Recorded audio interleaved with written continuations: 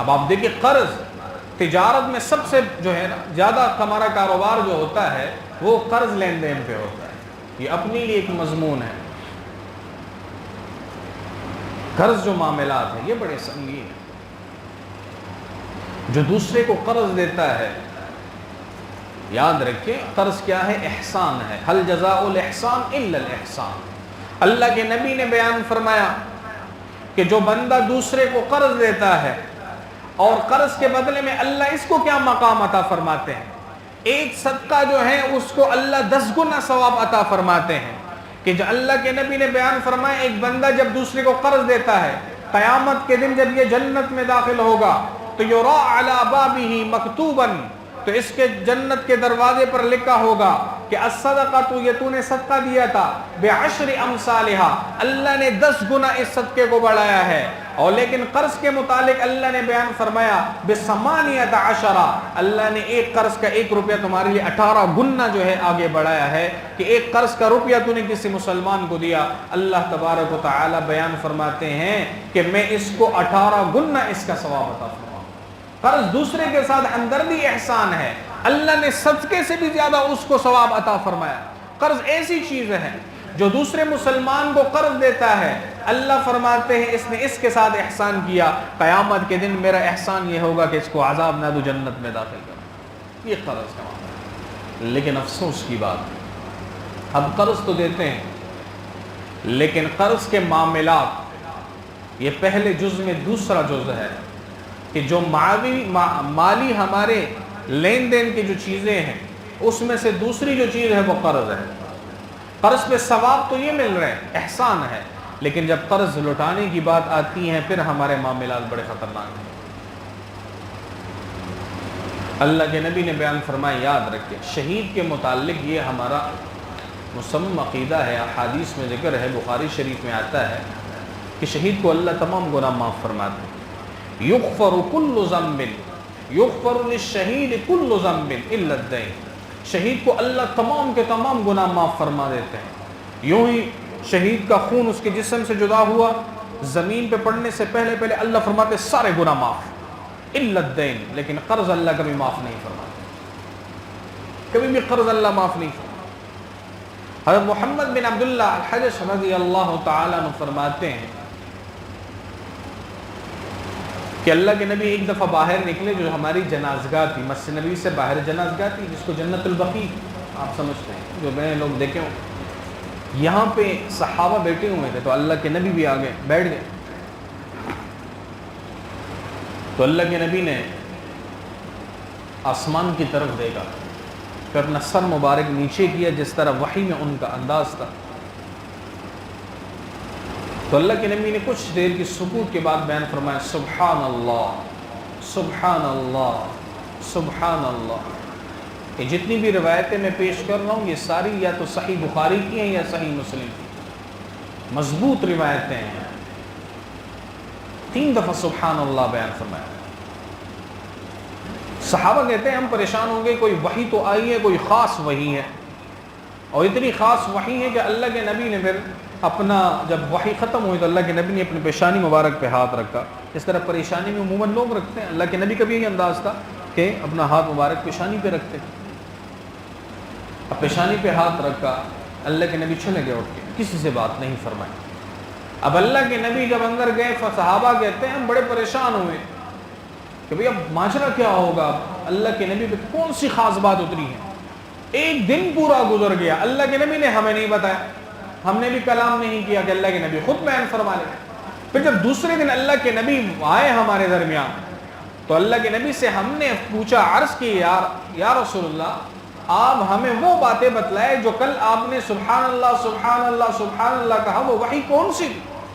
اللہ کے نبی نے بیان فرمایا اللہ کے فرشتے نے مجھے عرض کیا اور بیان فرمایا کہ اللہ فرماتے ہیں ایک بندہ اللہ کی راہ میں جہاد کرتے ہوئے شہید ہو جائے اور شہید ہونے کے بعد اللہ کی بارگاہ میں پیش ہو، سوال کرے دنیا میں واپس لوٹا دے، دنیا میں پھر واپس آئے، جہاد کرے پھر شہید ہو جائے، پھر جو ہے اللہ کی بارگاہ میں حاضر ہو، پھر واپس اللہ دنیا میں بھیج دیں، پھر اللہ کے راہ میں جہاد کرے اور شہید ہو جائے، 3 مرتبہ یہ دنیا میں اللہ کی راہ میں لڑ کر شہید ہو جائے اور اللہ کے ہاں پیش ہو جائے تو اللہ تبارک و تعالی تب بھی فرمائیں گے اے میرے بندے میری راہ میں تو 3 مرتبہ شہید ہوا، تیرے اوپر کوئی گناہ باقی نہیں مگر قرض کی گناہ ہے، قرض کا جو لین دین ہے وہ تیرے ذمے اب بھی باقی ہے، اس کے ذریعے تو جنت میں داخل نہیں ہو سکتا۔ قرض ایک ایسی چیز ہے، آج ہمارے قرض کے معاملات بڑے سنگین ہیں، ہم نے معمولی سمجھا ہوا ہے، ہم کہتے ہیں جی بس ہم نے کبھی ہمت ہی نہیں۔ میں نے مسلم شریف میں روایت دیکھی،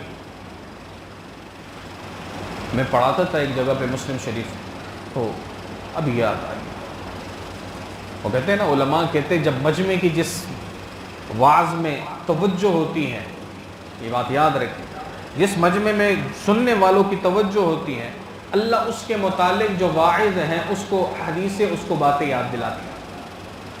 اللہ کے نبی نے بیان فرمایا کہ جو بندہ قرض لیتا ہے، اب اللہ ضامن بنا رہے اپنے آپ، جو بندہ قرض لیتا ہے اور اس کی نیت ہوتی ہے کہ میں قرض کو لوٹاؤں گا تو اللہ تبارک و تعالی فرماتے ہیں میں اس کے قرض کے ادا کرنے کا خود بندوبست فرماتا ہوں۔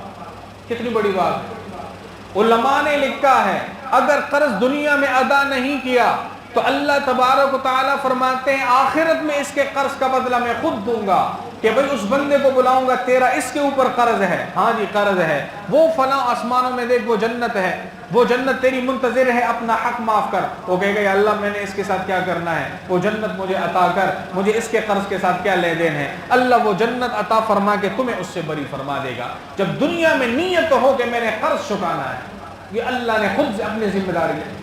لیکن اس روایت کے آخر میں آتا ہے اللہ نے بیان فرمایا کہ جب بندہ قرض لیتا ہے اللہ بیان فرماتے ہیں اس کی ادائیگی کی کوئی صورت ہی یہ نہیں کہتا، کہتے ہیں بس میں نے اس کے پیسے مار لیے، کون دے گا؟ مزدور کی مزدوری نہیں دی، اس کا بھی یہی حکم ہے، مزدور کی مزدوری وقت پر نہیں دی، اس کا بھی یہی حکم ہے، اپنے دکان میں تیرے ساتھ جو نوکر ہیں اس کا بھی یہی حکم ہے، تو کہتے جا مڑا بس دے دوں گا۔ اللہ فرماتے ہیں دنیا میں رسوا کروں گا، آخرت میں اتنا تمہارا وبال جان بناؤں گا کہ جہنم سے کبھی نکل نہیں پائے گا۔ یہ اللہ تبارک و تعالیٰ اپنے آپ کو دونوں مرتبہ میں اللہ نے اپنے آپ کو پیش کیا ہے ہمارے سامنے، میں ضامن ہوں تو ادائیگی کی فکر میں لگا رہے، ایسا نہ ہو کہ قیامت کے دن تیرے لیے وبال جان۔ تو قرض ایک ایسی چیز ہے میرے بھائیوں، عموماً اس میں اکثر لوگ مبتلا ہے، وہ کہتے ہیں یار بس پیسے آ گئے، اللہ نے نہیں بخشنا۔ جس نبی نے بیان فرمایا شہید کے کسی عمل کو اللہ تبارک و تعالی اگر قبول نہیں فرماتے وہ تمہارا قرض کی عدم ادائیگی ہے، اس کو اللہ کہتے ہیں معاف میں نے نہیں کرنا، قیامت کے دن بھی تو آئے گا اللہ فرمائیں گے میں نے معاف نہیں کرنا، جا جہنم میں جا۔ حدیث کے اندر آتا ہے کہ جب بندہ قرض لے کے مرتا ہے دنیا میں، اس کے اوپر قرض ہو اور دنیا سے رخصت ہو جائے تو بیان فرمائے اس کے سارے نیک اعمال زمین اور آسمان کے درمیان مغلق رہتے ہیں، وہ آسمانوں میں نہیں جاتے۔ حدیث کے اندر آتا ہے یہ آسمان سے اوپر 1 انچ بھی نہیں جاتے کہ اس کے ذریعے اس بندے کی مغفرت ہو جائے، جب تک یہ قرض لینے والا یا تو اس کے ورثاء اسے کچھ نہ دے یا وہ بندہ معاف نہ کر دے، اس کے نیک اعمال کوئی بھی آسمان میں اوپر نہیں چڑھتا۔ اللہ کے نبی محمد الرسول اللہ صلی اللہ علیہ وسلم نے آخری حدیث سناتا ہوں، بخاری شریف کی روایت،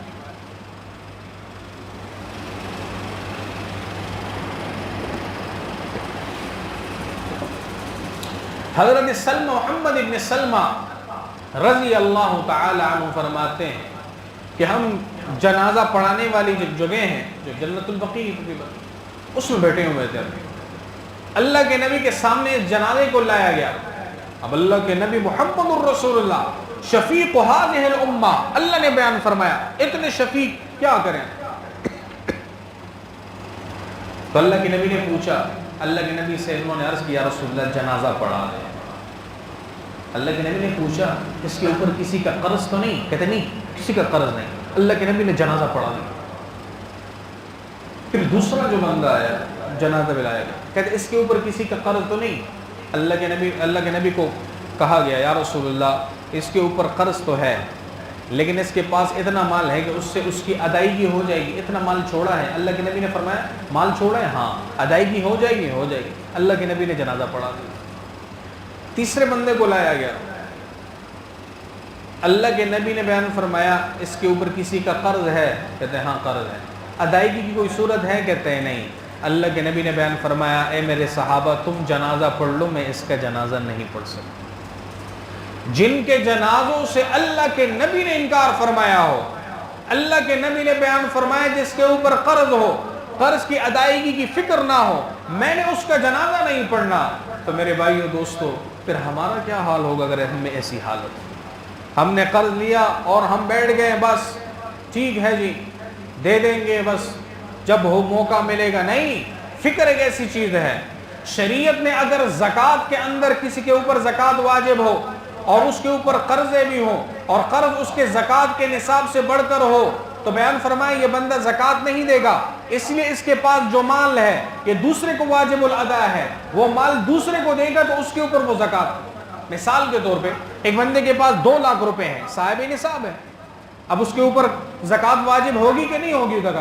زکوٰۃ واجب ہوگی نا، لیکن اللہ کے روایت میں آتا ہے اللہ نے ہمیں یہ آسانی دی کہ تمہارے اوپر جو ہے 3 لاکھ کا قرض ہے، اب 2 لاکھ تو اس قرض میں گئے، اب اس کے اوپر شریعت نے کہا کہ اس کے اوپر زکوٰۃ نہیں اس 2 لاکھ روپے کا، کیونکہ یہ تو دوسرے کو دینے ہیں، اس نے 1 لاکھ اور بھی دینے گا، 2 لاکھ اس کے اوپر قرض ہو تو یہ تو دوسرے کو دینے ہیں۔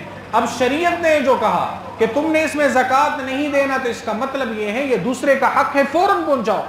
ہم سالوں سال باوجود قدرت کے اپنے پاس رکھتے ہیں تو پھر جہنم کا عذاب ہمارے لیے تیار ہے۔